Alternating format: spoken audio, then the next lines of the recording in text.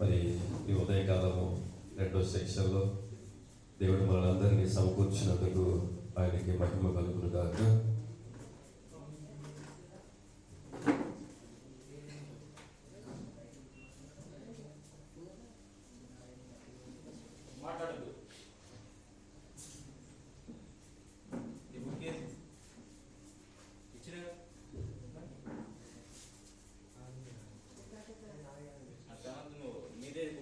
దేవుడిచ్చిన ఈ గొప్ప అవకాశం బట్టి దేవునికి మహిమ కలుగును గాక.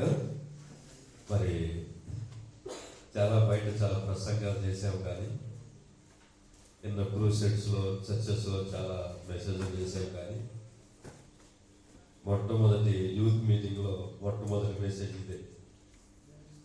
దేవుని ఇక్కడ చక్కని అవకాశం ఇచ్చారు. మరి దేవునికి మహిమ కలుగును గాక. మరి దేవుడి అవకాశం ఇచ్చినందుకు వచ్చిన ప్రార్థన నేను చేస్తాను. మహోన్నతుడు అయిన మా తండ్రి, గరుడైన దేవ, నీ కరుణామానికి స్తోత్రాలు చెల్లిస్తున్నాము. ఈ యొక్క ప్రత్యేకమైన సమయంలో ఆయన మీరు మమ్మల్ని నీ వాక్యం కొరకు సిద్ధపరిచి నిలబెట్టినందుకు స్తోత్రాలు. ప్రభువా, నేను మాట్లాడితే ఎవరికి ఉపయోగం ఉండదు, కానీ మీరు మాలో నుంచి మాట్లాడి ఈ యవ్వన కాలంలో ఉన్న బిడ్డలందరినీ ధైర్యపరిచి ఉత్సాహముతో ఆయన నీ వైపు తిరగడానికి, జయకరమైన జీవితాన్ని వారు అనుభవించడానికి ప్రభువా మీరు మాతో మాట్లాడి మాకు సహాయం చేయమని నన్ను ప్రభువా నీ ఆత్మతో అభిషేకించి నీ ఆత్మ సహాయములు కోరుచున్నాను దేవా. నీ ఆత్మతో నడిపించి బలపరిచి మీ నామానికి మహిమ తెచ్చుకోనమని యేసు నామములో అడుగుచున్నాము తండ్రి, ఆమేన్.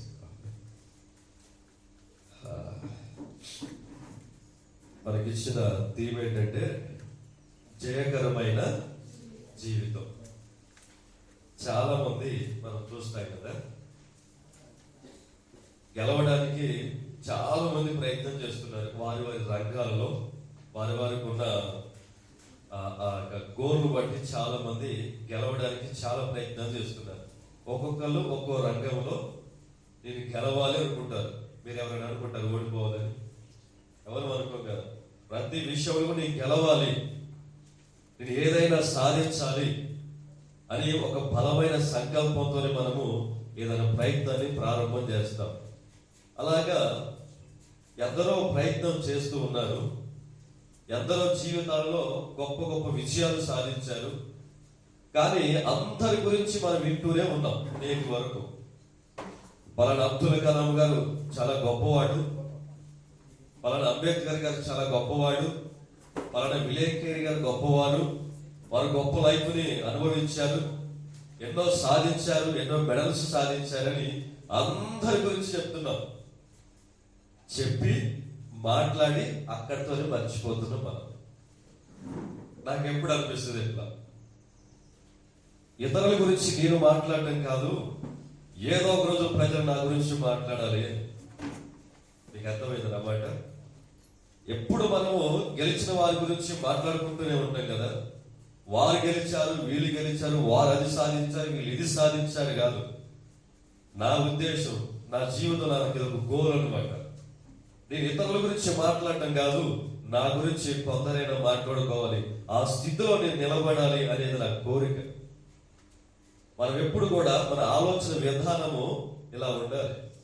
నాకేం చేతనవుతుంది, నేనేం చేయగలను, నేనేమి చేయలేను అని మనం బలహీనతే మనల్ని చాలా సార్లు గెలవనివ్వకుండా, మనల్ని ముందుకి అడుగు వేయలేకుండా ఆపడానికి మరెవరో శత్రువు లేరు నీ దగ్గర. నీ శత్రువు ఎవరో తెలుసా? నీ బలహీనమైన ఆలోచనే నీకు శత్రువు తప్ప ఇంకెవరు లేరు. ఎప్పుడైతే నేను చెయ్యలేను అనుకుంటావో నువ్వు చేయగలిగింది కూడా చేయలేవు. ఎందుకంటే నీ ఆలోచన నిన్ను నీ బలమైన ఆ గురిని చేరడానికి నీ ఆలోచన నిన్ను బలహీనపరిచి అక్కడే ఆపేస్తుంది. ఒక 50 కేజీల బస్తా మన ముందుందనుకో, మన చుట్టుపక్కల ఎవరు లేరు అనుకో, మన చుట్టుపక్కల ఎవరు లేరు, అప్పుడు మనం ఏమనుకుంటాం? ఎట్లా చేసేది దీన్ని నేను లేపాలి అనుకుంటాం. అదే నలుగురు మన ముందుంటే ఎవరైనా సహాయం చేస్తే బాగుండు అనుకుంటాం. అంటే వాళ్ళు ఎవరైనా సహాయం చేస్తే బాగుండు అనే ఆలోచన ఉంది కాబట్టి వాళ్ళు వచ్చి సహాయం చేసిన దాకా దాని మీద చేయబెట్టి లిఫ్ట్ చేయలేవు నువ్వు. అదే ఎవరు లేకపోతే ఎలాగైనా నేను చేయగలను అని నీకు నువ్వు అనుకొని దాన్ని ప్రయత్నం చేస్తే ఖచ్చితంగా నువ్వు దాన్ని సాధించగలవు. హల్లెలూయా. కాబట్టి ఈరోజు మీకు బైబిల్లో ఒక చక్కని వ్యక్తిని మీకు పరిచయం చేస్తాను. ఆయన మీ అందరికీ తెలిసిన వ్యక్తే. ఆయన పేరు జోసెఫ్. ఆయన పేరేంటి? యోసేపు కదా. యోసేపు జీవితంలో ఎక్కడా కూడా ఏ విషయంలో కూడా ఆయన తప్పుపోయినట్టు బైబిల్ చరిత్రలో లేదు. 35వ అధ్యాయం నుంచి మొదలు పెడితే 50వ అధ్యాయం వరకు యోసేపు ఎక్కడ ఓడిపోయినట్టు చూడలేదు మనం. ఎక్కడ ఓడిపోలేదు యోసేపు. మరి దీనికి సీక్రెట్ ఏంటి? యోసేపు మనలాంటి వాడే, మోషే మనలాంటి వాడే, అబ్రహాము మనలాంటి వాడే, వాళ్ళందరూ మనలాంటి వారే. అబ్రహాము గొప్పవాడట, మోషే గొప్పవాడట అని మాట్లాడుకున్న విశ్వాస వీరుల గాథలు ఎన్నో విన్నావు. విశ్వాసుల యొక్క జీవిత చరిత్రలు నువ్వు ఎన్నో విన్నావు. విశ్వాసులు కాదు, దేవుడి కొరకు నిలబడి గొప్ప కార్యాలు చేసిన వారి చరిత్ర కూడా చాలా సార్లు విన్నావు. కానీ నేను ఆ స్థితికి ఎందుకు ఎదగకూడదు అని మనం అనుకోవాలి. నేను ఎప్పుడు అనుకుంటా ఈ మాట అనమాట. ఎవరినైనా ఎక్కడైనా నేను ఉన్నానంటే, నాకంటే కొంచెం ఎవరైనా హై లెవెల్లో ఉన్నారంటే, వాళ్ళు బాగా వాక్యం చెబుతున్నారంటే, నాకంటే కొంచెం బెటర్గా ఉన్నారంటే, నేను అక్కడ కూర్చొని ఏం ఆలోచిస్తా తెలుసా? వీళ్ళకంటే నేను ఎప్పుడు ఉన్నతంగా మారాలని ఆలోచిస్తాను. నా గురించి ఒక 5 మినిట్స్ నా గురించి చెప్తాను. తమ్ముడు కూడా కోరాడు. నేను మా ఊరు ఎక్కడంటే భద్రాచలానికి ఛత్తీస్గఢ్, మీకు ఐడియా ఉందా? ఛత్తీస్గఢ్కి మాకు ఒక 15 కిలోమీటర్ల గ్యాప్ అనమాట. ఛత్తీస్గఢ్ బోర్డర్ మా సొంత ఊరు. అక్కడ భద్రాచలానికి ఛత్తీస్గఢ్కి మధ్యలో మా చిన్న విలేజ్. మీ అంత విలేజ్ కూడా ఉండదు మరి. మా ఊర్లో 80 ఇల్లులు ఉంటాయి. ఏంటుంటాయి? 80 ఇల్లులు ఉంటాయి మా ఊర్లో. చాలా చిన్న విలేజ్. ఆ విలేజ్ లో మా బ్యాక్గ్రౌండ్ రోమన్ క్యాథలిక్ అనమాట. మాది రోమన్ క్యాథలిక్ బ్యాక్గ్రౌండ్. ఆ బ్యాక్గ్రౌండ్ లో ఉండి మా అమ్మ వాళ్ళు, నాన్న వాళ్ళందరూ చక్కగా దానికి వెళ్తూ ఉండేవారు. ఏ రోజు కూడా నేను దేవుణ్ణి ప్రేమించలేదు, దేవుడి దగ్గరికి వెళ్ళలేదు, మందిరానికి వెళ్ళలేదు. నాకు ఎంతమంది సువార్త చెప్పినా అందరినీ వ్యతిరేకించారు. ఇలా చెప్పేవారు, దేవుడు చాలా మంచివాడు, దేవుడు మనకి సహాయం చేస్తాడని నాకు సువార్త చెప్తే, అంత మంచివాడైతే నాకు కొంచెం ఇట్లాంటి ఆలోచన విధానం వేయకూడదు. అంత మంచివాడైతే అడగకుండానే సహాయం చేసి అయిపోయింది కదా, నేనెందుకు చర్చికి రావాలని ఏమంటాడు.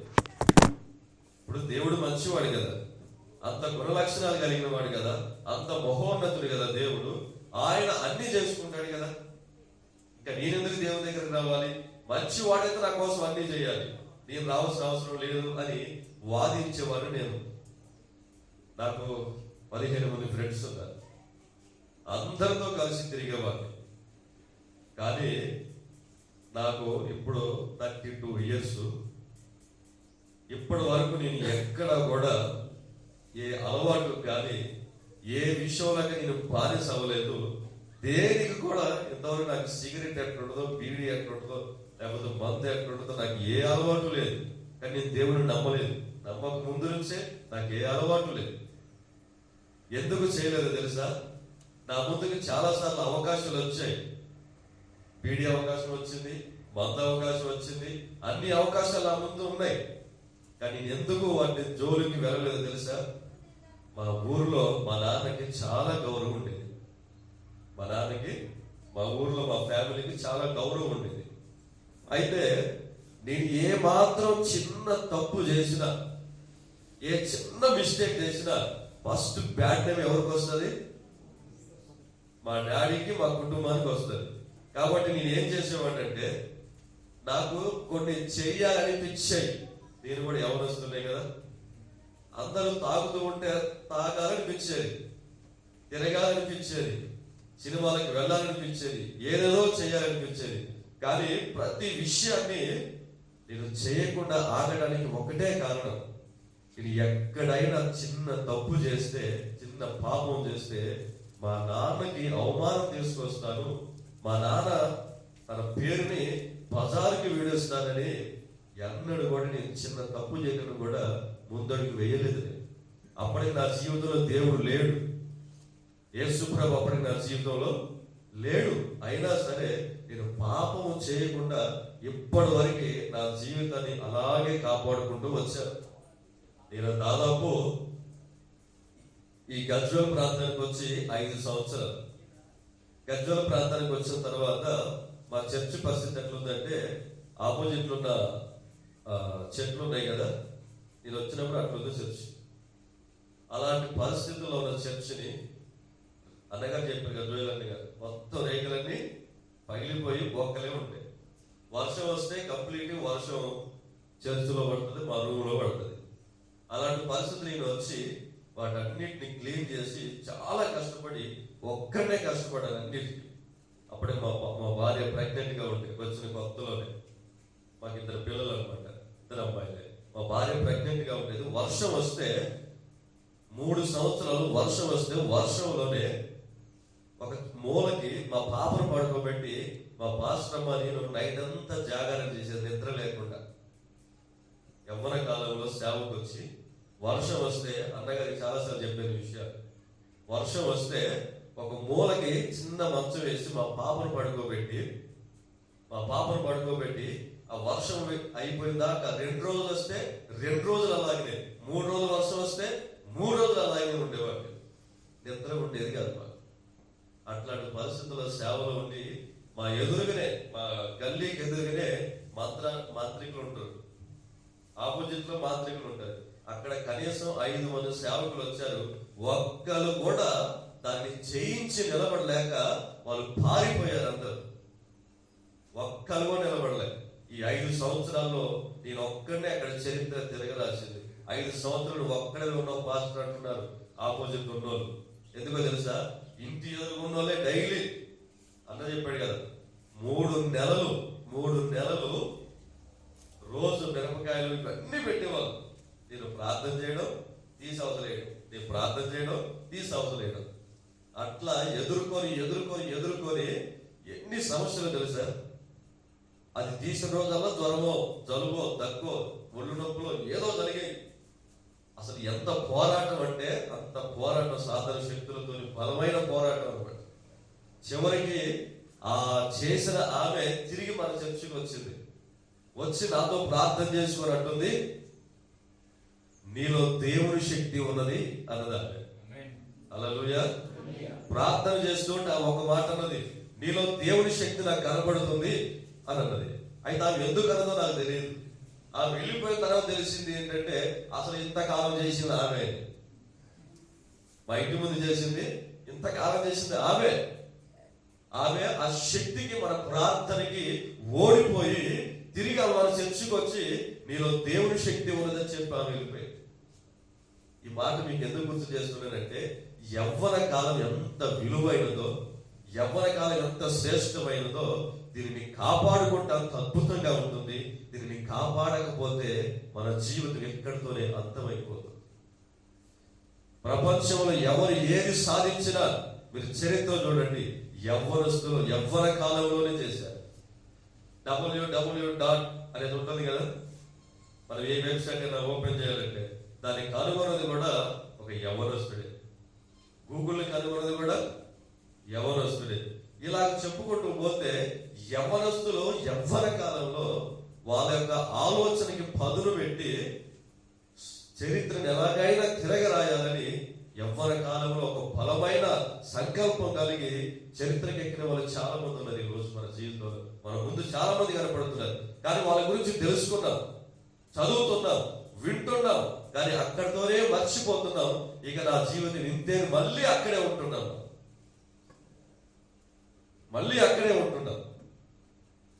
ఒక అడుగు ముందుకు వేసి మనము ప్రయత్నం చేయలేకపోతున్నాం. ఈ విషయం మీకు ఎందుకు జ్ఞాపకం చేస్తున్నానంటే, యోసేపు గురించి చెప్పే ముందు మీకు ఇవన్నీ చెప్తే కొంచెం మీకు సహకారంగా ఉంటుందని చెప్తున్నా. యోసేపు జీవితాన్ని నేను 3 భాగాలు చేశాను.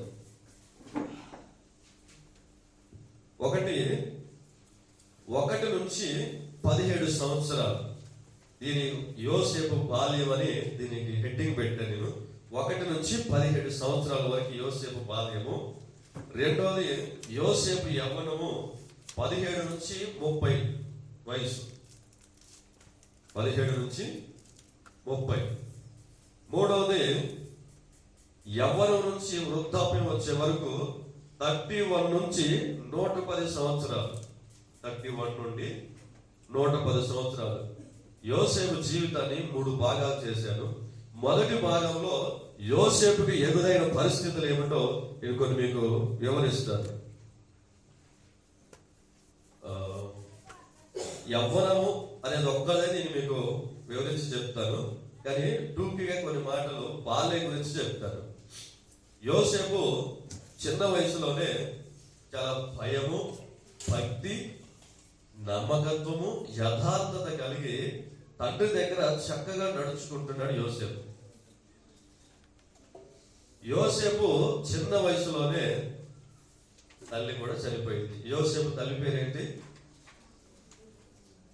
యోసేపు తల్లి పేరేంటి? రాహేలు.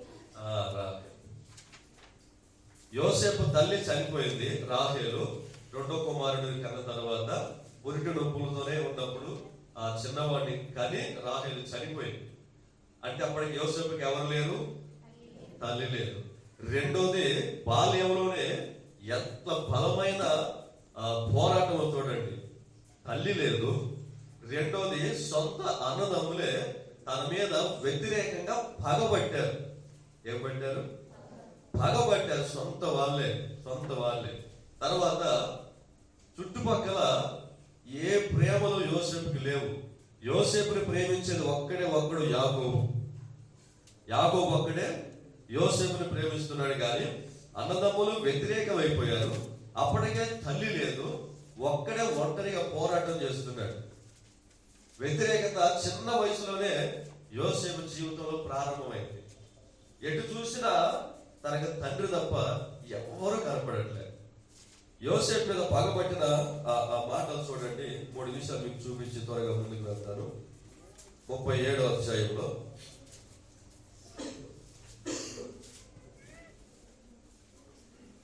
ఇది కేవలం మీకు ఇంట్రడక్షన్ మాత్రమే.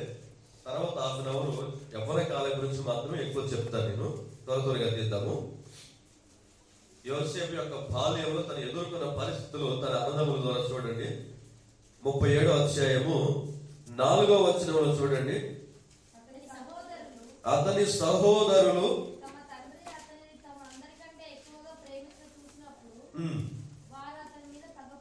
ఇక్కడ మొదటి మాట, అక్కడ వారు అతని మీద పగబట్టిరి. రెండో మాట చూడండి 5వ వచనంలో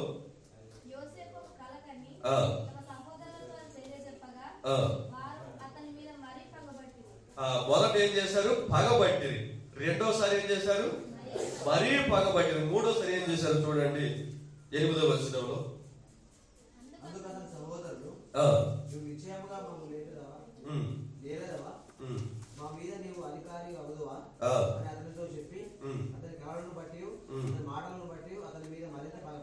ఇది జాగ్రత్త నోట్ చేయండి. పగబట్టిరి, మరీ పగబట్టిరి, మరింత పగబట్టిరి. 4వది ఏం చేశారో చూడండి 11వ వచనంలో.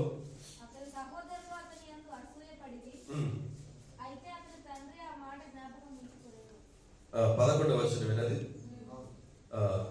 అతని యందు అసూయ పడిన అనే మాట ఉందా లేదా? అతని యందు అసూయ పడిని. 4 విషయాలు ఆయన ఎదుర్కొన్న పరిస్థితులు. పగబట్టారట, మరీ పగబట్టారు, మరింత పగబట్టారు, ఆ తర్వాత అసూయ పడ్డారు. అప్పటికే యోసేపు 17 సంవత్సరాల లోపు పిల్లవాడే కదా. అన్నదమ్ములు అందరూ పెద్దవాళ్ళు. వాళ్ళే పగబడితే అప్పటికి తల్లి లేదు. అన్నదమ్ములు సొంత వాళ్ళే పగబడితే ఆ చిన్న వయసులో బాల్యంలో తన పరిస్థితి ఎట్లా ఉంటుంది, తన మానసిక పరిస్థితి ఎట్లా ఉంటుంది, తన యొక్క విధానం ఎట్లా ఉంటుంది మీరు అర్థం చేసుకోండి. ఇంట్లో వారే పగబడితే, అంత పగబట్టి అసూయతో ఆయన మీద అంత పగబడితే, అతను ప్రేమించేది ఒక యాకోబు తండ్రి తప్ప ఎవరు ప్రేమించట్లేదు. ఒకే ఒక ప్రేమను పొందుకుంటూ ఆ యొక్క అన్నదమ్ముల యొక్క పగని ఆ ప్రతీకారాల మధ్య పెరుగుతూ ఉన్నాడు. తమ్ముడేమో అప్పటికి బెన్యామీను చిన్నవాడు, పక్కనేమో తల్లి లేదు. తర్వాత తండ్రి ప్రేమిస్తున్నాడు, కానీ ఆ తండ్రి ఎక్కువగా ప్రేమిస్తున్నాడనే వీళ్ళు ఎక్కువ పగబట్టారు. మరి యాకోబు ఎందుకు ఎక్కువగా ప్రేమిస్తున్నాడు అంటే, ఒకటి తాను ప్రేమించిన రాహేలు పుట్టాడు కాబట్టి మొదటి కారణం, రెండోది తల్లి లేదు కాబట్టి, మూడోది అన్నదమ్ములందరి యొక్క ఆలోచన ప్రవర్తన చాలా చెడ్డది. వాళ్ళు ఎప్పుడు కూడా తండ్రిని మోసం చేస్తూ ఉండేవాళ్ళు. కానీ యోసేపు చిన్న వయసు నుంచి కూడా యథార్థంగా ఉండేవాడు, నమ్మకంగా ఉండేవాడు. చక్కగా తన నమ్మకాన్ని, యథార్థతని కాపాడుకుంటూ అన్నలు చేసిన ప్రతి విషయాన్ని తీసుకొచ్చి తండ్రికి చెప్పేవాళ్ళు. అందుకు యోసేపు మీద వాళ్ళు పగబట్టి ఏం చేశారు మీ అందరికీ తెలుసు కదా, తీసుకువెళ్ళి ఇష్మాయేలీయులకి అమ్మి వేశారు. ఇక్కడ నుంచి మన సబ్జెక్ట్ ప్రారంభమైంది. ఇప్పుడు ఏమైందంటే, అంతో ఎంతో ప్రేమించే తండ్రి కూడా తనకి లేడు. ఇప్పుడు బాల్యంలో 17 సంవత్సరాల లోపు తండ్రి ఒక్కరి ప్రేమన యోసేపుకు దొరికింది. ఇప్పుడు అన్నదమ్ములందరూ పగ పెట్టుకొని, అసూయ పెట్టుకొని వీడిని ఎలాగైనా చంపాలని ప్రయత్నం చేసి, చంపుకోకుండా తీసుకెళ్లి గోతిలో పడేసి, అక్కడి నుంచి తిరిగి ఆ గోతిలో నుంచి లేపి ఇష్మాయేలీయులకి అమ్మేశారు.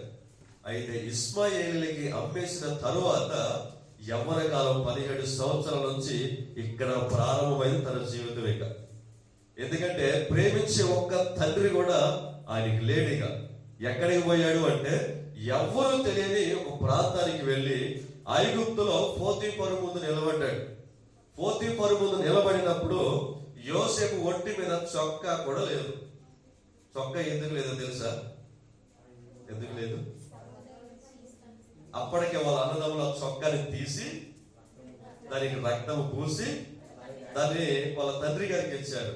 యోసేపు ఐగుప్తులు నిలబడ్డప్పుడు జాగ్రత్తగా వినండి, యోసేపు అన్నదమ్ముల పగకి, ప్రతీకారానికి, వ్యతిరేకతకి బలి అయ్యి ఐగుప్తులో పోతీఫరు ముందు నిలబడినప్పుడు ఒంటరిగా ఒక్కడే నిలబడ్డాడు. తన ఒంటి మీద షర్ట్ కూడా లేదు. ఆ పరిస్థితిలో అడుగు పెట్టిన యోసేపు దీన్ని ఎలా ఇక్కడ ఉండాలి అని తీర్మానం తీసుకున్నాడు. అవి ఇప్పుడు నేను మీతో పంచుకుంటాను. చూడండి, 3 విషయాలు మీకు చెప్తాను ఇప్పుడు.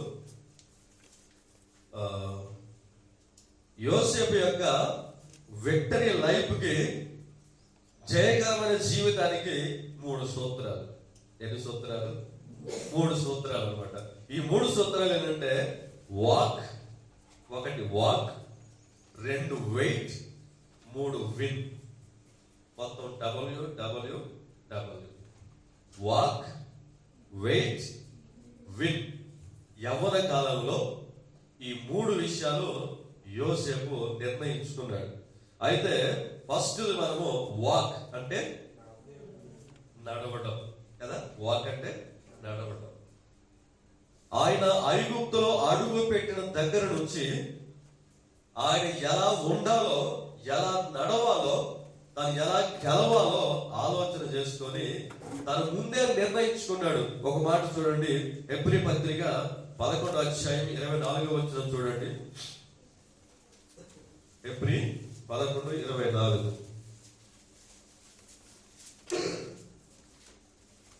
మోషే పెద్దవాడైనప్పుడు విశ్వాసమును బట్టి ఐగుప్తు ధనము కంటే క్రీస్తు విషయమైన నింద గొప్ప భాగ్యమని ఎంచుకొని, ఇక్కడ చూడండి, ఎంచుకొని అల్పకాలము అనుభవించుట కంటే దేవుని ప్రజలతో శ్రమ అనుభవించిన మేలని యోచించి మరో కుమారుడు యొక్క కుమారుడని అనిపించుకొనుటకు ఒప్పుకొనలేదు. ఎలయనగా అతడు ప్రతిఫలముగా కలగబో బహుమానమునందు దృష్టి ఉంచాడు. హల్లెలూయా. వాక్కులో 3 విషయాలు చెప్తారు. వాక్కులో మళ్ళీ 3 విషయాలు ఏంటంటే, యోచించుకొనెను. ఇప్పుడు మీరు చదివిన మాటల్లో 3 మాటలు ఉంటాయి, జాగ్రత్త గుర్తు పెట్టుకోండి. యోచించుకొనెను, ఎంచుకొనెను మొదటిది, రెండోది యోచించాడు, మూడోది దృష్టి పెట్టాడు. మూడోది ఏం చేశాడు? దృష్టి పెట్టాడు. ఈ 3 మాటలు జాగ్రత్తగా వినండి. అయితే వాక్, ఆయన నడిచేటప్పుడు ఈ ఐగుప్తు దేశము మనం నివసించిన దేశం లాంటిది కాదు అని మొదట ఆలోచించాడు. అయితే ఆ మొత్తము అన్యులు, విగ్రహారాధికులు ఉన్న ఎవరు తన క్రైస్తవులు కూడా ఒక్కరు కూడా లేరు. క్రైస్తవులు ఒక్కరు కూడా లేరు, తన తోటి వారు ఎవరూ లేరు. ఇలాంటి సమయంలో ఈ దేశంలో ఈ ప్రజల మధ్య నేను ఎలాగ నడవాలి అని ఆలోచించాడు. మొట్టమొదటి మాట, మనం ఎక్కడ నిలబడ్డా, ఏ స్థలంలో నిలబడ్డా, ఏ ప్రాంతానికి వెళ్ళినా మొదట ఆ ప్రజలు ఎలాంటి వారో గుర్తుపట్టాలి, వాళ్ళు ఎలాంటి సహవాసులను గుర్తుపట్టాలి, వారు ఎలాంటి విధానములను గుర్తుపట్టి అక్కడ నేను క్రైస్తవుని కదా, నేను దేవుని యొక్క రక్తం చేత కడగబడిన బిడ్డని కదా, నేను ఎలాగ ఇక్కడ నడుచుకోవాలి అని ఆ ప్రాంతానికి వెళ్ళక మునిపే మనం యోచించాలి, ఆలోచించాలి. నేను ఎక్కడికి వెళ్ళినా ఫస్ట్ ఇది చేస్తాను. ఒకవేళ మీరు అందరు ఇక్కడ కూర్చున్నారు అనుకో, నేను వెనక్కి కూర్చున్నాను అనుకో, ఇక్కడ ఏం ఆలోచిస్తున్నారంటే పరిస్థితులన్నీ ఎలా ఉన్నాయి, ఎవరెవరు ఎలా ఉన్నారు, ఎవరెవరు ఎట్లా ప్రవర్తిస్తున్నారు, మీ అందరి గురించి చెప్పరా? నేను మరి నిన్నటి నుంచి మీ అందరి గురించి నేను ఆలోచించాను, అందరి గురించి చెప్పండి చెప్తాను నేను. ఎందుకంటే నాకు అలవాటు అనమాట.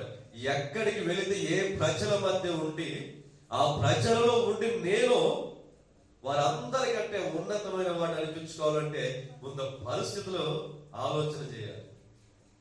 ఐగుప్తు దేశానికి వెళ్ళినప్పుడు యోసేపు ఫస్ట్ ఏం చేశాడంటే ఎంచుకున్నాడు.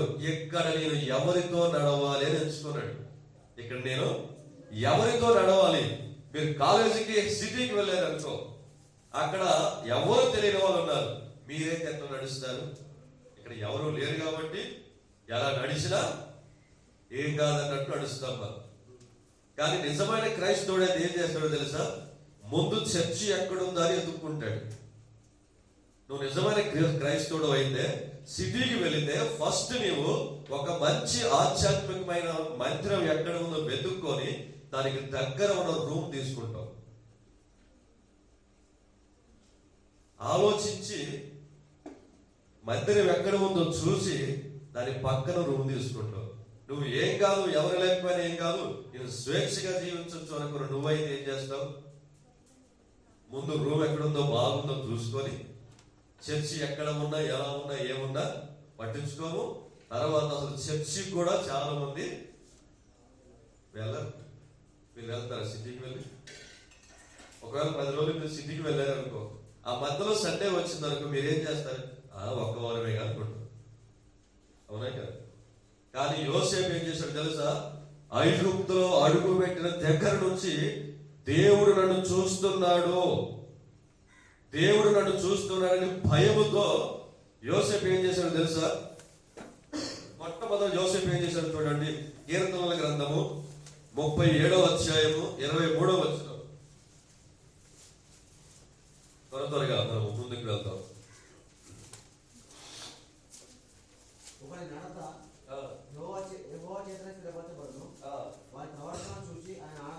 హల్లెలూయా. ఒకరి నడత యెహోవా చేతనే స్థిరపరచబడును. కాబట్టి ఆయన అనుకున్న ఆలోచన అది స్థిరపడాలంటే అది దేవుడి సహాయంతోనే స్థిరపడుతుంది. కాబట్టి తన యొక్క మార్గం అంతటిని ఐగుప్తు వెళ్ళగానే దేవుడి చేతికి అప్పగించాడు. తన మార్గాన్ని ఎవరి చేతికి అప్పగించాడు? దేవుడి చేతికి అప్పగించి ఆయన దేవునితో కలిసి నడుస్తున్నాడు.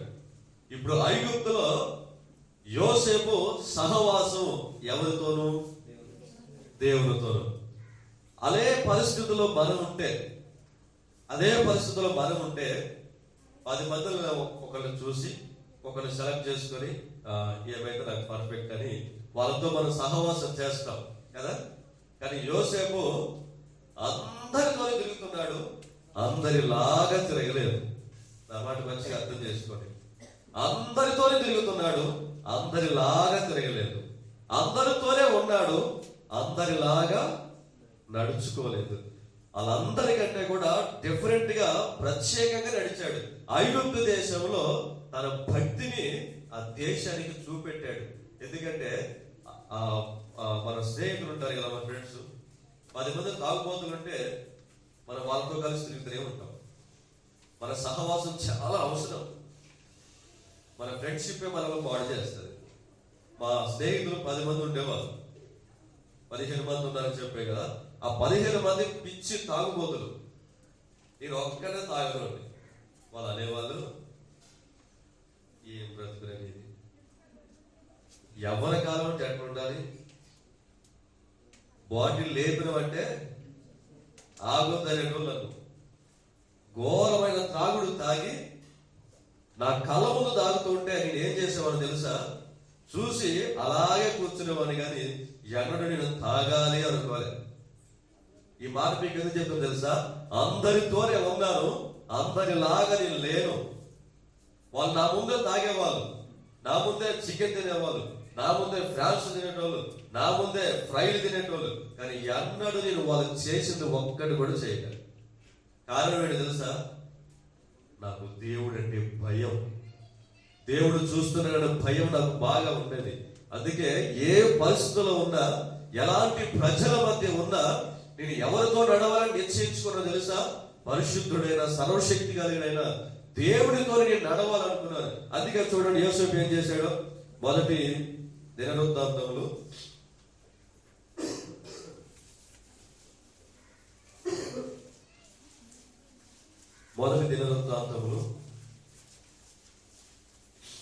17:8.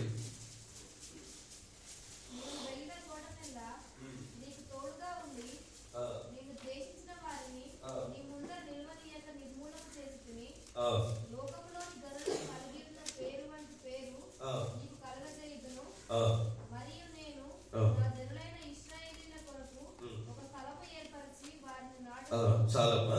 అక్కడ ఏం రాస్తుందంటే, యోసేపు ప్రార్థన చేసి దేవుడితో సహవాసం ఏర్పాటు చేసుకున్నాక దేవుడు ఏమంటాడంటే, యోసేపు నువ్వు వెళ్ళిన చోటుకెల్లా నీతో వస్తా అన్నాడు. ఏమన్నాడు, నువ్వు వెళ్ళిన చోటుకెల్లా నీతో వచ్చి నీకు తోడై ఉంటా అన్నాడు. మరి నువ్వు ఏ స్థలానికి వెళ్ళిన దేవుడు నీతో వస్తున్నాడా? ఈరోజు నువ్వు ఏ స్థలానికి వెళుతున్నావో, ఏ స్థలానికి నువ్వు వెళుతున్నావో ఆ స్థలంలో దేవుడు నీతో వస్తున్నాడా? మందిరం ఉండడం సేపు బాగానే, దేవదూతలాగా ఉంటాం మనం. బయటికి పోతే ఇక మన ఇష్టారాజ్యం బ్రతుకుతాం. అందుకే నువ్వు ఎక్కడికి వెళ్ళినా నీతో దేవుడు నడవాలి, దేవుడు నడవాలి. ఇది ఎంత గొప్ప అనుభవం తెలుసా. అందుకే యేసయ్య గారు ఒక పాట రాశారు, నీలో నేనుండుటే నాలో నీ ఉండుటే ఆత్మీయానుభవమే. నీవు నేను కలిసి అలా నడుద్దాం ప్రభు అని మంచి తీర్మానం తీసుకున్నాడు కదా. యోసేపు కూడా ఐగుప్తు దేశంలో తన జీవితం ప్రారంభిస్తే మొట్టమొదటి అడిగి ఏం వేశాడంటే, నేను ఎవరితోనే నడవను. ఎందుకంటే ఐగుప్తులో విగ్రహారాధికులు ఉన్నారు, ఐగుప్తులో వ్యభిచారులు ఉన్నారు, ఐగుప్తులో దొంగలు ఉన్నారు, ఐగుప్తులో త్రాగుబోతులు ఉన్నారు. అందరిని చూశాడు. అయితే వీళ్ళందరూ నాకు సమమైన వారు కాదు, నేను దేవుడితో నడవాలని యోసేపు యోచించుకొని ఆయన దేవుడితో నడవడం ప్రారంభిస్తే ఏం జరిగింది చూడండి. 37:5 ఆదికాండం 37:5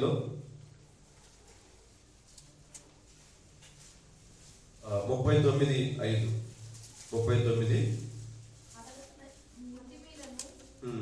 3 నుంచి 5 చదువుదాము.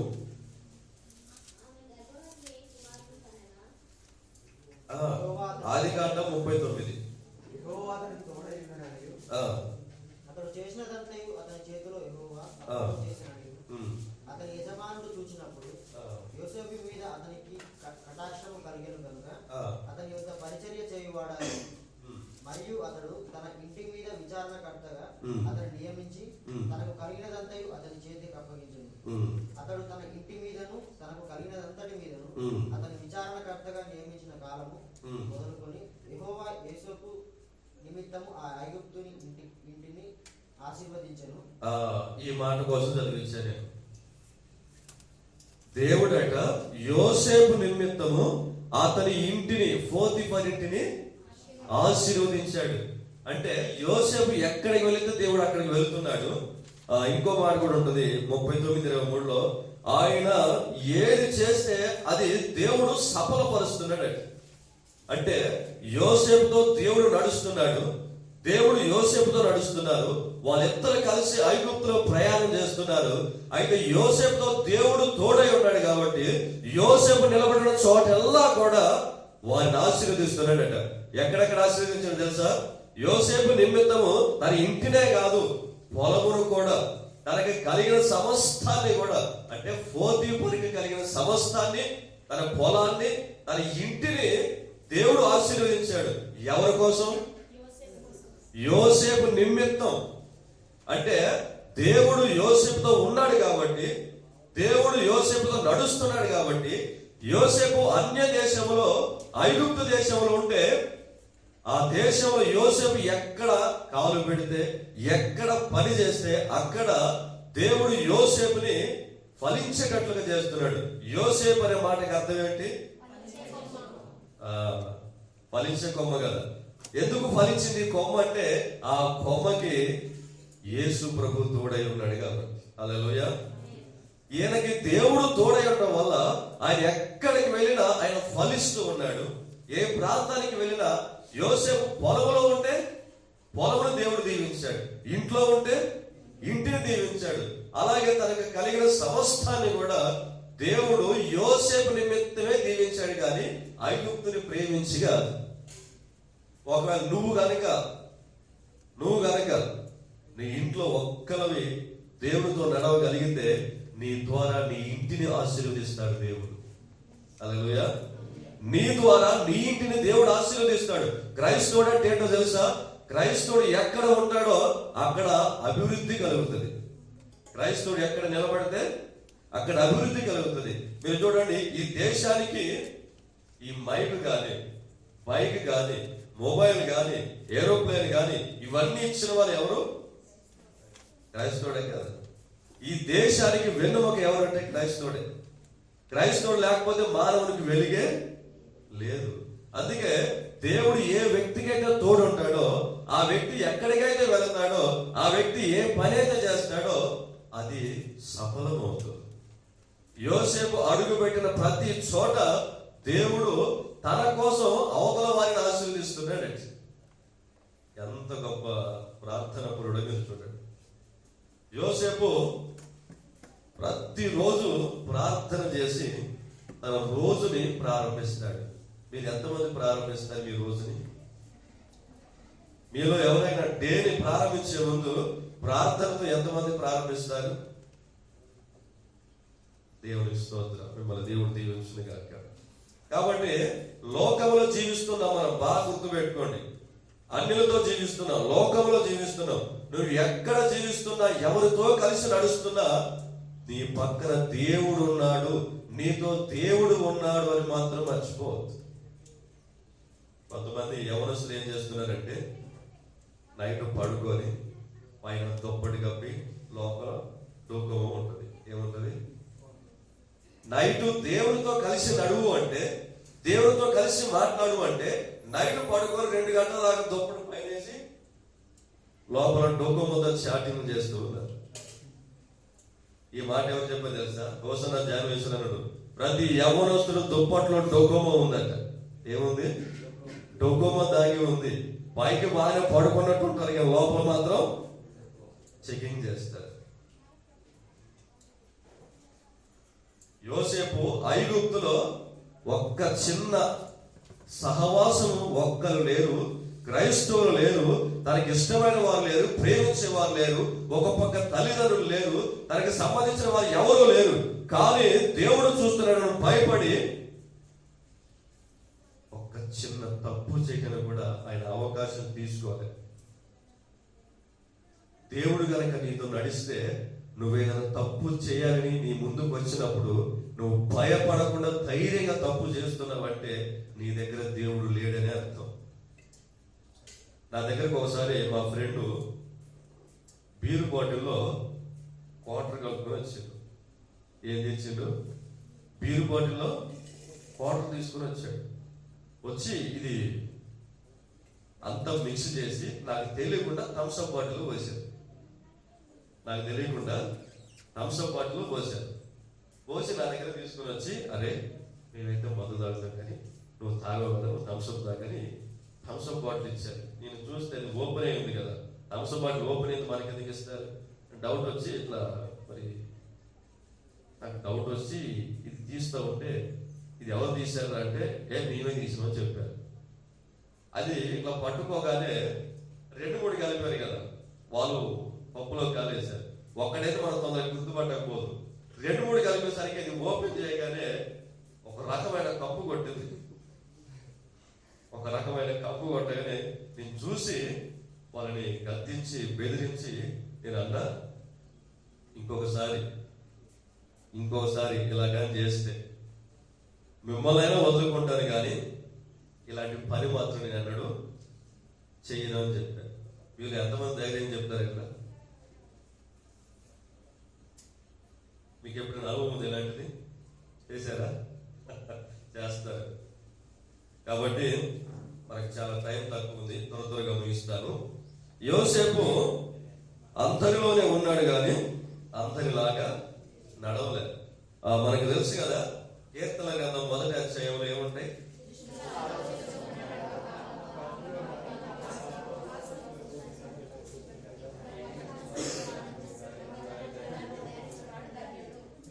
దేవునికి స్తోత్రం.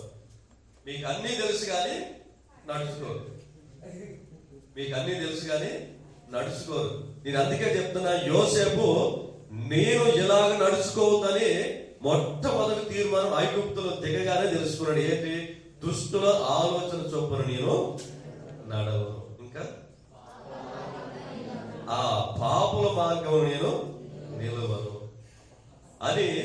దుష్టుల సహవాసాన్ని కాకుండా, దుష్టుల ఆలోచన కాకుండా, దుష్టుల యొక్క ఆచారాలు పద్ధతులు కాకుండా, ఆయన ఎక్కడ నన్ను నేను కాపాడుకొని నేను దేవునికి ఇష్టమైన వాడిగా ఉండాలి అంటే నేను ఏం చేయాలి? ఆ దేవునితోనే నేను నడవాలి అనుకున్నాను. రెండో విషయాన్ని త్వరగా ముగిస్తాను, చాలా ఉన్నాయి కానీ నాకు 1 hour టైం ఇచ్చారు, అప్పటికే చాలా అయిపోయింది. రెండో విషయాన్ని చూద్దాం. చూడండి, రెండో విషయం ఏం చెప్పుకున్నాం మనం? వెయిట్. ఈ వెయిట్ లో ఆయన యోచించాడు. రెండో మాట, ఈ వెయిట్ ఎన్ని సంవత్సరాలు అంటే 13 సంవత్సరాలు. ఎన్ని సంవత్సరాలు? యోసేపు గోతులో పడివేసినప్పుడు 17 సంవత్సరాలు. ఎన్ని సంవత్సరాలు?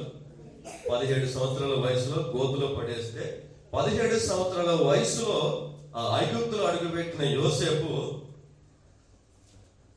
ఆయన ఎదురు చూస్తూ ఉన్నాడు. తనకి ఒక మంచి అవకాశం వస్తుందేమో. చక్కగా దేవుడు తనకి అప్పగించిన సమయంలో తను నమ్మకంగా వెళ్తున్నాడు. చక్కగా సామర్థ్యం కలిగి పనిచేస్తున్నాడు. ఎక్కడ ఆయన పనిచేస్తే అక్కడ ఆ దేశం అంతా ఫలిస్తుంది. ఈ 13 సంవత్సరాల్లో ఆయన నిందలు ఎదుర్కొన్నాడు, అవమానాలు ఎదుర్కొన్నాడు, అలాగే ఎన్నో వ్యతిరేకతలు, ఎన్నో పోరాటాలు ఎదుర్కొన్నాడు యోసేపు ఈ 13 సంవత్సరాల్లో. మనకి సిగ్నల్ తెలుసు కదా, సిగ్నల్ తెలుసు కదా, మెయిన్ రోడ్ మీద సిగ్నల్స్ వస్తాయి కదా, దానికి ఎన్ని లైట్లు ఉంటాయి? 3 లైట్లు ఉంటాయి. ఏమేమి ఉంటాయి? రెడ్ వచ్చిందంటే, ఎల్లో వచ్చిందంటే ఓకే, మనం వెళ్ళడానికి రెడీ అవ్వాలి. గ్రీన్ పడితే యోసేపుకి రెడ్డే పడదు. 13 సంవత్సరాలు. 13 సంవత్సరాలు అక్కడే వెయిట్ చేశాడు. మనము ఒక్క నిమిషం ఆలస్యం అయిందంటే అది పడకముందే మనం బండి వెళ్ళిపోతారు. ఎవరొస్తారు స్పీడ్కి వెళ్ళిపోతారు. సిగ్నల్ క్రాస్ చేసామంటే ఖచ్చితంగా ఏదో జరగాల్సింది. కానీ 13 సంవత్సరాలు యోసేపు ఏం చేశాడు తెలుసా? తనను తాను అణుచుకున్నాడు, తన కోరికలను అణుచుకున్నాడు, తన ఆశలను అణుచుకున్నాడు. యోసేపు పేరు 13 సంవత్సరాలు ఏంటో తెలుసా? బానిస. 13 సంవత్సరాలు బానిస. రెస్పెక్ట్ లేదు యోసేపుకి. రెస్పెక్ట్ లేదు. ఎవరు వచ్చి అరే బానిస ఇట్రా అంటే తల వంచుకొని వాళ్ళు చెప్పిన పనిలో 13 సంవత్సరాలు చేసుకుంటూనే వచ్చాడు. అరే బానిస చిన్నప్పుడు 17 వయసులో కలలు కానేవాడు. ఆయన పేరు 17 సంవత్సరాలు లోపేమో కలలు కానేవాడు. అరే కలలు కానేవాడు వస్తున్నాడని అన్నదమ్ములు హేళన చేశారు. ఇప్పుడు ఐగుప్తులోనేమో ఇదిగో బానిస వచ్చాడు అని అంత అపహాసం చేస్తుంటే తను వెళ్ళవలసిన మార్గంలో దేవుడికి అప్పగించుకొని నమ్మకంగా వెళ్తున్నాడు. అయితే ఈయన మీద ఒక ఆమె కన్ను వేసింది. ఏమేసింది? మనిషి కన్నా ఎంత డేంజర్ కదా, మరి ఆడవాళ్ళ కన్నా ఎంత మహా డేంజర్ కదా. మనం అప్పుడప్పుడు సినిమాలు చూస్తుంటాం, అక్కడక్కడ పోస్టర్లు చూస్తాం కదా.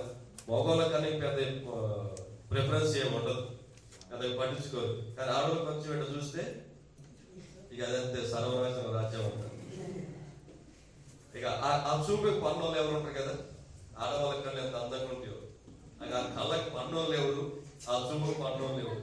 అయితే యోసేపు ఏం చేశాడంటే తను నమ్మకంగా చక్కగా నడుస్తున్నాడు, కానీ తన మీద రాని కన్నేసిందట. కన్నేసి ఏం చేసింది తెలుసా? ప్రతి దినము మాట్లాడుతుంది. రిఫరెన్స్లు ఉన్నాయి కదా, మనకి టైం లేదు కాబట్టి చెప్పట్లేదు. ప్రతి దినం ఆయనతో మాట్లాడటం ప్రారంభిస్తుంది. ఎందుకు? కన్నేసింది కాబట్టి. మనం ఎవరైనా కొత్త ఇల్లు కడితే పైన ఏం పెడతాం? ఇంత పెద్ద 4 ఉండే బొమ్మ పెడతారు కదా. ఎందుకు పెడతారు అనుకున్నారు ఆ బొమ్మ? మనుషులకు కన్ను పడితే మనం ఆశీర్వాదకరంగా బ్రతకమని ఆ బోర్డు పెడతారు కదా. మానవుని కన్ను అంత డేంజర్ అన్నమాట. అయితే యోసేపు మీద ఆమె కన్ను పడ్డది. ఎందుకు పడ్డదంటే, 1 యోసేపు నమ్మకస్తుడు, 2 యోసేపు యథార్థవంతుడు, 3 ఏ పని అప్పగించినా నమ్మకంగా చేయగలిగిన సామర్థ్యం కలిగిన వాడు, 4వది ఆయన శరీర విషయంలో మంచి దృఢంగా కండ తిరిగినాడు. ఎప్పుడైతే ఈ అన్ని విషయాలు ఆ రాణి చూసిందో ఆయన మీద కన్ను వేసింది. ఈ కన్ను ఎంత ప్రమాదమైన కన్ను అంటే మామూలు కన్ను కాదు. ఐశ్వర్య కళ్ళు వేస్తారు కదా, ఐశ్వర్య తెలుసు కదా, ఆటోల మీద బస్సుల మీద కళ్ళు వేస్తారు. ఎందుకంటే ఆడవాళ్ళ అందం ఎక్కడ ఉంటుంది? ఇందులోనే ఉంటుంది కదా.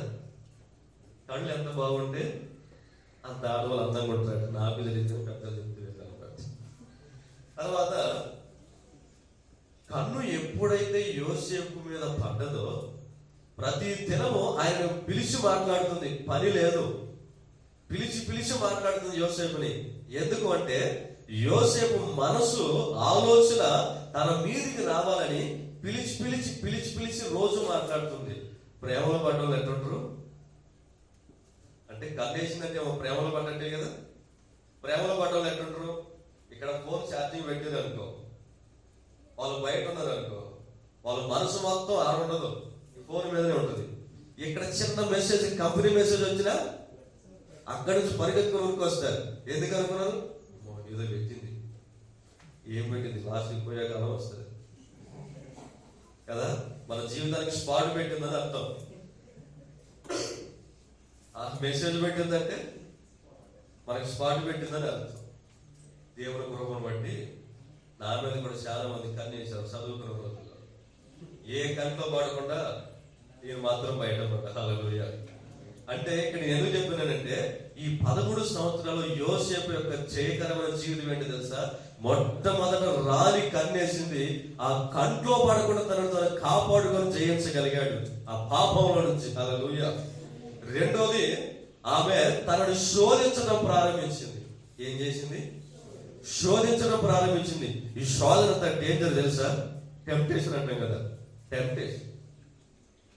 అమ్మాయిలు అబ్బాయిలు ఒకే దగ్గర పక్కన కూర్చుంటే ఎట్లా ఉంటుంది? తెలియకుండా గుండె హై స్పీడ్ లో కొట్టుకుంటుంది. ఎక్కడి నుంచి చెమట కింది కారుతుంది. అవునా కదా? శోధన ఎలాంటిదంటే, ఒక్కసారి చూసామంటే అది పదే చూసి ఆ పాపం చేసిన దాకా మనల్ని సాతాను వదిలిపెట్టదు. అందుకే యోసేపు దీన్ని గ్రహించిన యోసేపు ఏం చేశాడు తెలుసా? అసలు ఆ వైపు చూడటమే మానేశాడు. ఎందుకంటే ఆడవారి కళ్ళు చాలా డేంజర్ కాబట్టి అవి దాన్ని ఏమంటారు AK-47 కంటే కూడా చాలా బలమైన ఆడవాళ్ళ కళ్ళు. అందుకే యోసేపు ఎప్పుడు ఆ కన్ను వైపు చూడలే, తన పని తను చేసుకుంటుంటే ఒక్కరోజు అవకాశం వచ్చింది, ఆయనను పట్టుకుంది. ఆయన పట్టుకుంటే అంత మంచి రాణి, అంత గొప్ప రాణి వచ్చి తనను పట్టుకుంటే ఆయన ఏం చేశాడు తెలుసా? ఆ షర్టు కూడా అక్కడ ఇప్పేసి పాపానికి దూరంగా పారిపోయాడు. తిమోతి అన్నట్టుగా, తిమోతి జాగ్రత్త, యవనేచ్ఛల నుంచి దూరంగా పారిపో. నువ్వు కనుక దేవునికి భయపడే వ్యక్తి అయితే, నీ ముందు పాపం పదే పదే పదే పదే కనపడితే నువ్వు దేవుని నుంచి దూరంగా, పాపం నుంచి దూరంగా పారిపోతావు.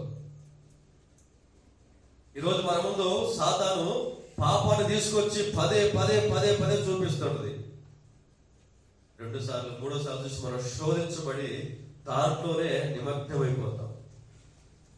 1 లేక 2 సార్లు కంటే ఎక్కువ సార్లు చూస్తే అర్థం ఏంటి? ఎవరైనా ఒకసారి చూశారనుకో, కామన్ అనుకోవచ్చు. 2వసారి చూస్తే అలవాటు అన్నట్టుగా, అవునా కదా? ఒక్కసారి చూస్తే కామన్. ఉదాహరణకి అట్లా అమ్మాయి పోతుంది అనుకో, రోడ్డు మీద ఇటు నుంచి అమ్మాయి పోతుంది అనుకో, జనరల్ కామన్ చూస్తే చూసుకొని వెళ్ళిపోవాలి. కానీ వాళ్ళు కొంచెం వెనక్కి తిరిగితే ఇక అంతే, ఏదో రింగులు మొదలవుతుంటాయి, రింగులన్నీ స్టార్ట్ అవుతుంటాయి. అంటే 2వసారి చూడటానికి కారణం ఏంటి అంటున్నాను నేను. నువ్వు రోడ్డు మీద పోతున్నప్పుడు మొదటిసారి చూసావు కదా, 2వసారి కూడా చూడటానికి కారణం ఏంటి? ఏదో దాగి ఉంది నీలో పాపం, అవునా కదా? 2వసారి చూసావంటే ఏదో పాపం ఉన్నట్లే. కానీ యోసేపు ఎన్నడూ ఆ పాపం జోలికి పోకుండా పాపం నుంచి దూరంగా పారిపోయాడు.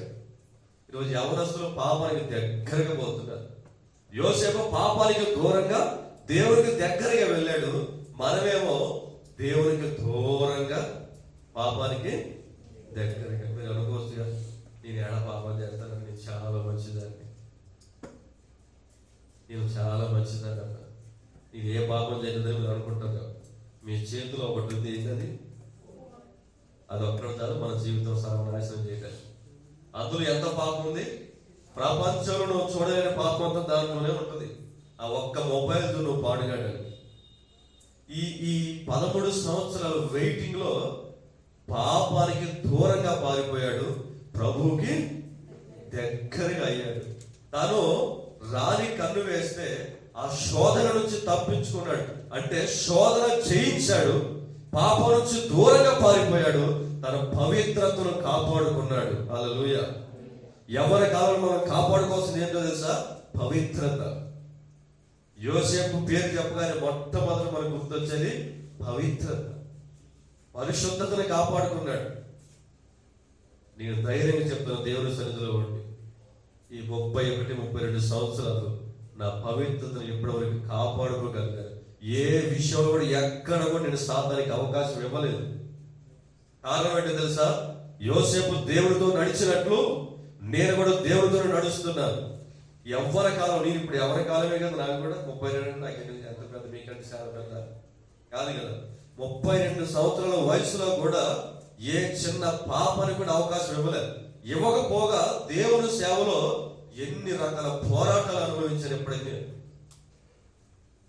నా మ్యారేజ్ అంటే జరిగింది, ఒక మాట చెప్పిన, ఎవరైనా చూసి సెలెక్ట్ చేసుకొని నచ్చితే పెళ్లి చేసుకుంటారు. నాకు సంబంధం కూడా చూడలేదు, నేను మా పాస్టర్ కూడా అసలు చూడలేదు.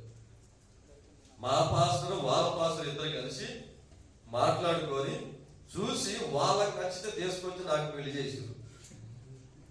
నిజం, రియల్ చెప్తాను దేవుని సన్నిధిలో ఉండి.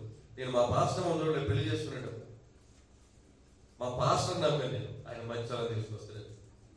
వాళ్ళిద్దరూ కలిసి మాట్లాడుకున్న జాతి మార్గాలు సిద్ధపేట. ఆయన ఏం చేశారంటే తనకు తాను వెళ్ళి వివాహం విషయంలో వాళ్ళే చూసి నాకు పెళ్లి చేశారు. నేను ఎప్పుడు పెళ్లి కోసం కూడా ముందుకు పోలేదు.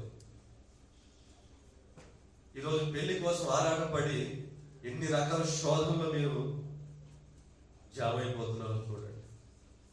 దేవుడు నీ కొరకు సిద్ధపడితే ఆకాశంలో తారలని కిందికి దిగి వస్తాయి నీ కోసం. పెళ్లి విషయంలో చాలా మంది ఎవరు తొందరపడి తప్పటడుగు వేశారు. నేను ఒక చిన్న విషయం చెప్తాను. గజ్జులో జరిగింది.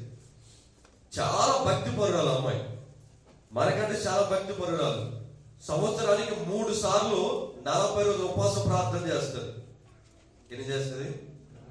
సంవత్సరానికి 3 సార్లు 40 రోజులు ఉపవాస ప్రార్థన చేస్తుంది. ప్రతి శుక్రవారం, శనివారం, ఆదివారం ఉపవాస ప్రార్థన చేస్తుంది. చక్కగా దేవుని స్థలం ఎదుగుతుంది. కానీ అమ్మాయి ఏం చేసింది తెలుసా?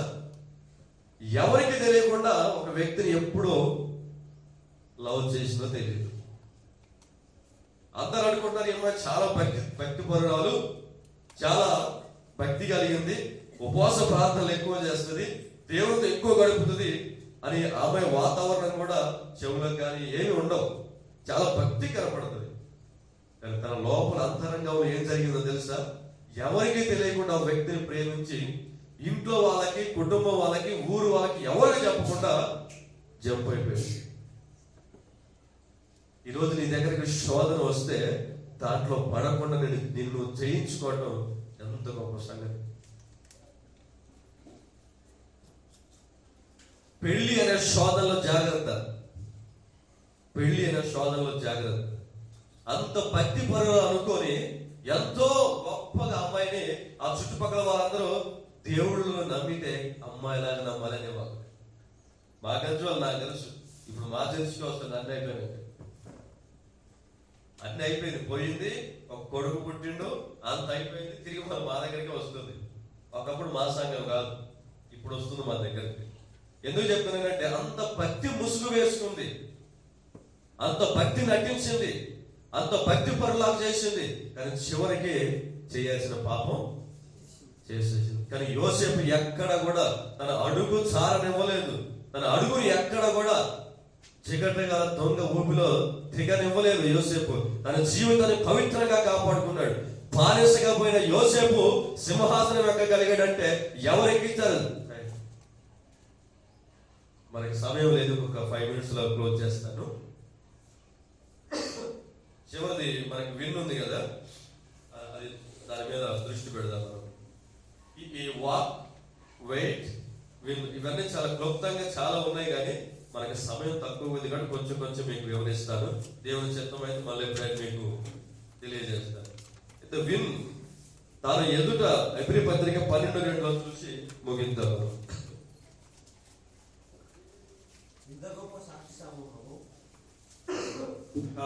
మేఘం వలె మనలను ఆవరించి ఉన్నందున మనము కూడా ప్రతి భారము సులువుగా చిక్కులో పెట్టి పాపమును విడిచిపెట్టి విశ్వాసమునకు కర్తయు దాన్ని కొనసాగించు వాడిన యేసు వైపు చూచు మన ఎదుట ఉంచబడిన పందెములో పరిగెత్తుదాం.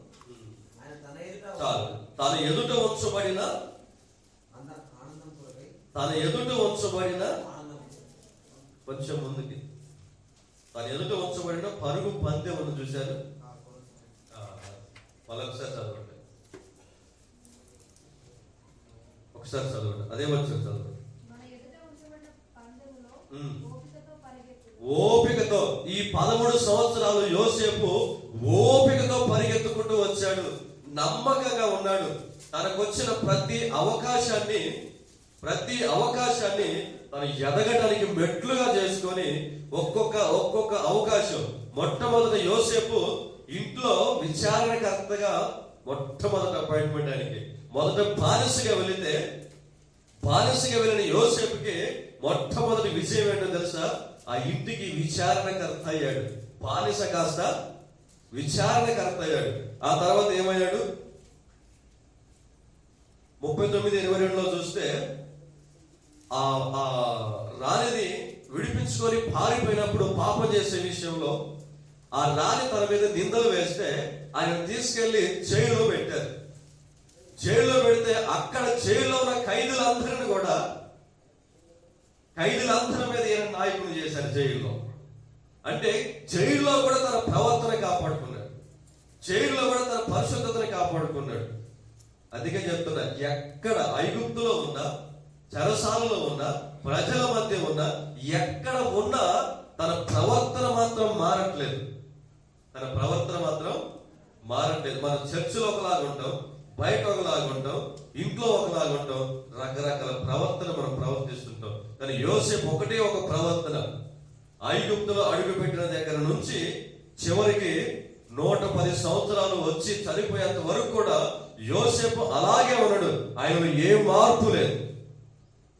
ఎక్కడ కూడా చిన్న తప్పు చేసినట్టుగా కూడా యోసేపు జీవితంలో లేదు. అందుకే ఈయనది జయకరమైన జీవితం అని ఈయన తీసుకున్నాను. తర్వాత చూడండి, ఈ యొక్క యోసేపు బానిసగా పోయి గొప్ప సింహాసనము సాధించడానికి కారణం ఏంటో తెలుసా? తన విధేయత. ఏంటిది? తన విధేయత తన విజయానికి కారణం. మనం ఎంత విధేయతతో ఉంటామో దేవుడు మనకు అంత గొప్ప విజయాన్ని ఇస్తాడు. కాబట్టి చూడండి, ఇంకొన్ని విషయాలు రాసిన ఇక్కడ మీకు చూపిస్తాను. గొడుగు వర్షాన్ని ఆపదు, కానీ మనల్ని తడవకుండా చేస్తుంది. అవునా కదా? అలాగే మనలో ఉన్న ఆత్మవిశ్వాసం అనేది మనకి గెలుపునివ్వదు, కానీ మన ఎదుట ఎలాంటి సవాళ్ళు వచ్చినా ఎదుర్కొనే శక్తిని ఇస్తుంది. అర్థమైందన్నమాట. ఆత్మవిశ్వాసం అనేది మనకి గెలుపునివ్వదు, కానీ ఎలాంటి సవాళ్ళనైనా ఎదుర్కొనే శక్తిని ఇస్తుంది. నేను గెలవాలి, నేను గెలవగలననే శక్తిని మనలో ఆత్మవిశ్వాసం ఇస్తుంది. ఆ గెలవాలనే శక్తిని. రెండో మాట రాసుకున్నాను, ఆటంకాలు నీ ప్రయత్నాన్ని ఆపగలవేమో. ఆ యోసేపుకి ఎన్నో ఆటంకాలు వచ్చినాయి. తన ప్రయత్నాన్ని కొన్నిసార్లు ఆపగలవేమో, కానీ గెలవాలనే సంకల్పాన్ని మాత్రం ఆపలేకపోయే యోసేపుని. అర్థమైందా? యోసేపుకి నిందలు వచ్చినాయి, అవమానాలు వచ్చినాయి, పాపం చేసే విషయంలో అవకాశాలు తన ముందు ఎన్ని ఉన్నా ఆయన పాపని దూరంగా పారిపోయి తన మనసులో ఒకటే ఉంది, నేను గెలవాలి, నేను గెలవాలని ఆలోచన కలిగిన ఆ యోసేపు తాను చేసిన ప్రయత్నాలు కొన్నిసార్లు విఫలమైనవి, కానీ ఆయన గెలవాలనే సంకల్పం మాత్రం ఎన్నడూ విడవలేదు. మూడో మాట రాసుకున్నాను, గెలుపు అనేది నీడ లాంటిది. గెలుపు ఎలాంటిది? నీడ లాంటిది. అది పట్టుకోవాలని మనం ప్రయత్నం చేయకూడదు. మనం నమ్మకంగా పరిగెత్తుతుంటే నీడ మన వెనకనే వచ్చినట్లు, మనం నమ్మకంగా పరిగెత్తుతుంటే గెలుపు మన వెనక అదే పరిగెత్తుకొని వస్తుంది. దానికోసం మనం పరిగెత్తక్కర్లే. హల్లెలూయా. నువ్వు గెలవాలని బలమైన సంకల్పం కలిగి దేవుడితో నడుస్తూ నువ్వు నమ్మకంగా నడవగలిగితే గెలుపు అనేది మీ వెనక పరిగెత్తుకుంటూ వస్తుంది. ఇది దేవుడే తీసుకొచ్చి నీ ముందు నిలబెడుతుంది. నువ్వు గెలుపు కోసం పోరాటం కాదు, నమ్మకంగా పోరాడు, గెలిపే నీ ముందు నిలబడుతుంది. యోసేపు జీవితం మనకొక చక్కని నిలువుటద్దం, చక్కని నిదర్శనం. యోసేపు జీవితం మనకి పాపము చేయకుండా తనను తాను కాపాడుకోవడానికి, పాపంలో పడకుండా తనను తాను కాపాడుకోవడానికి, శోధన జయించడానికి, పాపాన్ని జయించడానికి, లోకాశలను జయించడానికి, ఐగుప్తు ఆశలన్నీ జయించడానికి. చివరికి ఒక మాట చెప్పిన, ఐగుప్తులో జీవించాడు కానీ ఐగుప్తు ఆశలు యోసేపులో లేవు. యోసేపులో ఐగుప్తులో జీవించాడు కానీ యోసేపులో ఐగుప్తు కోరికలు ఆశలు ఏమీ రాలేదు. మనం కూడా లోకంలో జీవిస్తున్నాం కదా, లోకము మనలో ఉండకూడదు, మనం లోకంలోనే ఉండాలి. నా మాట అర్థమైందా? మనం లోకంలోనే ఉంటాము, కానీ లోకం మనలోనికి రాకూడదు. లోకం మనలోనికి వచ్చిందంటే మనం అక్కడితో మన చాప్టర్ క్లోజ్ అయిపోయిందంటే మనం ఓడిపోయింది. అంటే యోసేపు చూడండి, బానిసగా వెళ్ళిన యోసేపు ఒక యువకరటమై ఒక యవ్వన కాలంలో తాను ఎలా జయించగలడో మనకు ఒక మార్గదర్శకంగా ఉన్నాడు. ఆకాశానికి ఎక్కిన ఒక తార వలె మన ముందు ఉన్నాడు యోసేపు. ఈరోజు నీ ముందు ఎన్ని అవకాశాలు వచ్చినా, ఎన్ని అవకాశాలు నీ ముందు ఉన్నా, నువ్వు వాటన్నిటినీ పక్కనకి నెట్టగలిగి దేవుణ్ణి మాత్రమే చూడగలిగే ఆ విశ్వాసం నీలో ఉండును గాక. హల్లెలూయా. నేను చాలా విషయాలు చెప్పే ఉన్నాయి, కానీ కొనుక్కునే చెప్తున్నా. ఆల్రెడీ టైం ఎక్కువ అయిపోయింది, ఇంకో 2 minutes ఉంది, క్లోజ్ చేస్తున్నాను. నేను చివరిగా చెప్తున్నాను, యోసేపు తలంపులు వేరున్నాయి, వాళ్ళ అన్నదమ్ముల తలంపులు వేరున్నాయి. మీరు జాగ్రత్తగా ఆలోచించండి. యోసేపు తలంపులేమో నేను మా తండ్రి దగ్గరే ఉంటాను, ఇక్కడే ఉంటాను అనుకున్నాడు. కానీ అన్నదమ్ముల తలంపులేమో వీడిని చంపేద్దాం అనుకున్నాడు. కానీ ఈ రెండింటికి మించి దేవుడి తలంపులు ఎట్లున్నాయంటే యోసేపు ఎలాగైనా గెలిపిద్దాం అన్నట్టుంది. హల్లెలూయా. యోసేపుని ఎలాగైనా గెలిపిద్దాం అనుకున్నాడు దేవుడు. అందుకే యోసేపు చివరికి ఏమంటాడంటే 45వ అధ్యాయంలో ఈ మాట చూసి ముగిద్దాం. మనము 45వ అధ్యాయంలో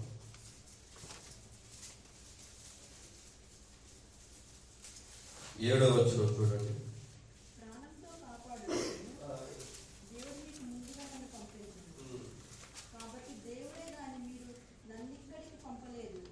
యోసేపు ఏమంటాడు?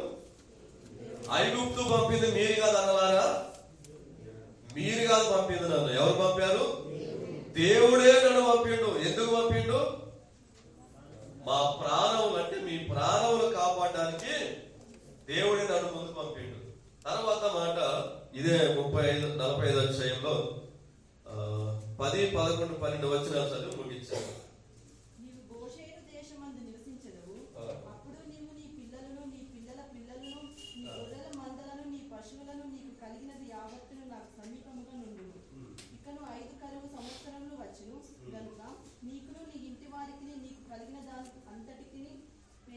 రాకుండా అక్కడ నిన్ను పోషించదలడని చెప్పుడి.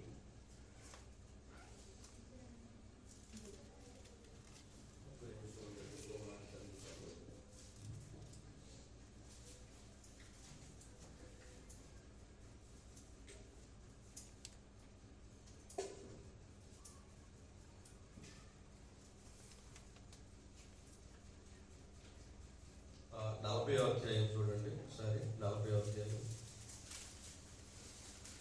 43 నుంచి 44. రెండవ రథం మీద ఆదికాండము 40వ అధ్యాయము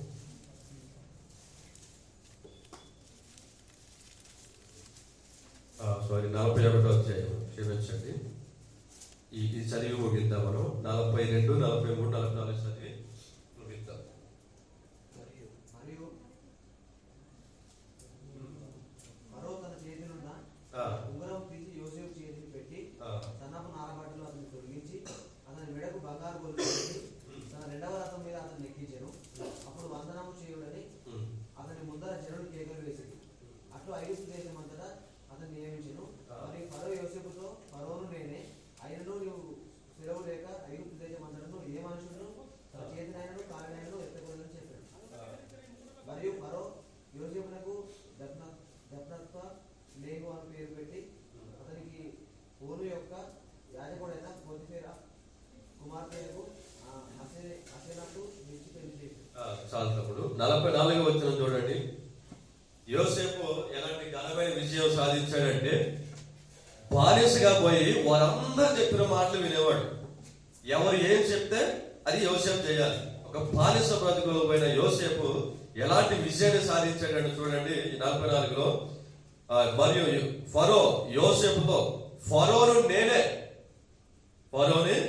నేనే కానీ నీ సెలవు లేక ఐగుప్తు దేశం అందంతటా ఏ మనుషుడు కూడా తన చేతినైనను తన కాలునైనను ఎత్తకూడదు.